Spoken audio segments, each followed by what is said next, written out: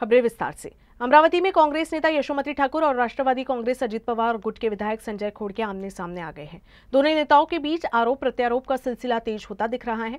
यशोमती ठाकुर ने संजय खोड़के पर दादागिरी और जमीन हड़पने के गंभीर आरोप लगाए हैं और अब विधायक खोड़के ने भी इन आरोपों पर तीखा जवाब दिया है।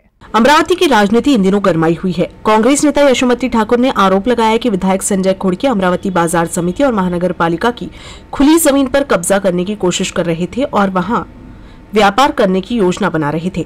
यशोमती ठाकुर ने ये भी कहा कि अमरावती में संजय खोड़के की दादागिरी चल रही है। त्यांच्या पाठीशी खंबीरपणे उभे आहे।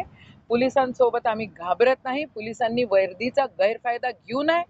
इथं अमरावतीमध्ये संजय खोड़केंनी जी दादागिरी चाललेली आहे, जसं महानगरपालिकेमध्ये जागा त्यांना ती खुली जागा हडपायची होती, तसं एपीएमसीची पण खुली जागा त्यांना हडपायची आहे। त्यांचं लक्ष पूर्ण जागांवर आहे। जागा कशा ताब्यात येतील, आपण त्याच्यावर व्यापार कसा करू आणि त्या हिशोबाने नवरा बायको राजकारण करतायत। महानगरपालिकेची अवस्था एकदम खराब आहे। त्या ठिकाणी लक्ष न देता आता एपीएमसीच्या जागेवर त्यांचं लक्ष आहे आणि म्हणून तोडफोड करायचा प्रयत्न करताय। बरं, माझं म्हणणं आहे की तुम्हाला काय करायचंय करा। इन आरोपों पर विधायक संजय खोड़के ने तीखा जवाब दिया है। संजय खोड़के ने पलटवार करते हुए कहा कि अमरावती कृषि उत्पन्न बाजार समिति पिछले 10 साल से यशोमती ठाकुर के नियंत्रण में है और यही वजह है कि उनके साथ जुड़े कई नेता और कार्यकर्ता अब राष्ट्रवादी में आ गए हैं। खोड़के ने कहा कि कांग्रेस नेताओं का राष्ट्रवादी में प्रवेश यशोमती ठाकुर को चुभ रहा है और अपना वर्चस्व कम होता देख वे उन पर बेबुनियादी आरोप लगा रही हैं।